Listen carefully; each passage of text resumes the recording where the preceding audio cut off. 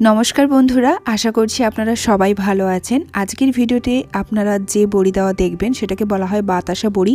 এই বড়ি সাধারণত বাজারে কিনতে পাওয়া যায়, আপনারা কিনে খান, কিন্তু এই বড়ি ঘরে দেওয়া যায় এবং খুবই সহজ পদ্ধতিতে দেওয়া যায়।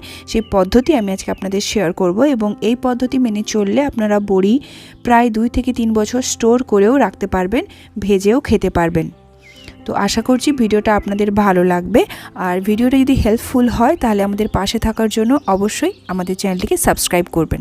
তো সবার প্রথমে নিয়ে নিচ্ছি 500 গ্রাম বিউলির ডাল, যে ডালে আপনারা বাতাসা বড়ি বা গয়না বড়ি দিয়ে থাকেন। এখানে নিলাম 2 চামচ কালো জিরে আর আদা পেস্ট এবং লঙ্কার পেস্ট। তো একসাথে পেস্ট করে নিয়েছি, যেহেতু আদা আর লঙ্কা কম ছিল তাই ওই বিউলির ডাল খানিকটা দিয়ে তার সাথে পেস্ট করে নিয়েছি, সেই জন্য কালারটা একটু সবুজ কালারের এসেছে। তো এরপরে এটাকে আমরা ফাটিয়ে নেব যতক্ষণ না এর দাব উঠছে। দাব মানে এটা ফেঁপে উঠবে যাতে বড়িটা ফলকা হয়, তো ততক্ষণ আমাদের ফাটাতে হবে।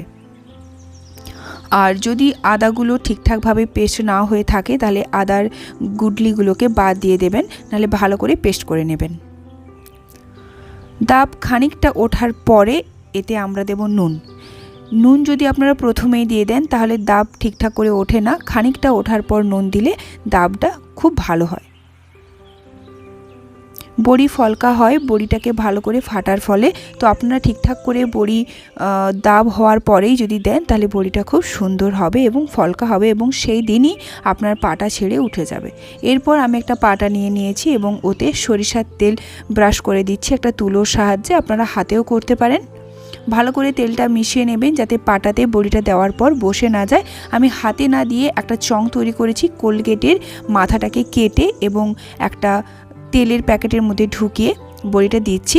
আপনারা এই বড়ি হাতের সাহায্যেও দিতে পারেন, সেই ক্ষেত্রে সাইজটা একটু টেরাবেঁকা হয়, দেখতে ভালো লাগে না। কিন্তু আপনারা যদি এইভাবে ইনস্ট্যান্ট চং বানিয়ে বড়ি দেন তাহলে আপনার বড়িটা দেখতে খুব সুন্দর হয় এবং সাইজগুলো একই রকমের হয়, ঠিক আপনারা যেমন দোকানে কিনে থাকেন। তো বড়িটা দেওয়া কতটাই সহজ আপনারা বুঝতে পারলেন।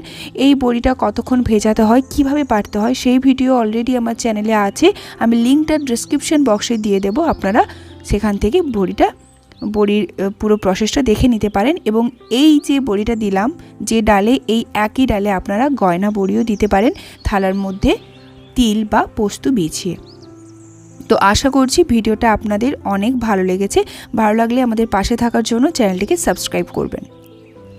এরপর আমি আপনাদেরকে দেখাচ্ছি বড়িটা ঠিক 2 থেকে 3 দিন পরে কি অবস্থা। দেখতে পাচ্ছেন পুরো ক্রাঞ্চি বড়িটা দেখতে লাগছে এবং ভেঙেও আপনাদের দেখালাম কতটা ক্রাঞ্চি হয়েছে।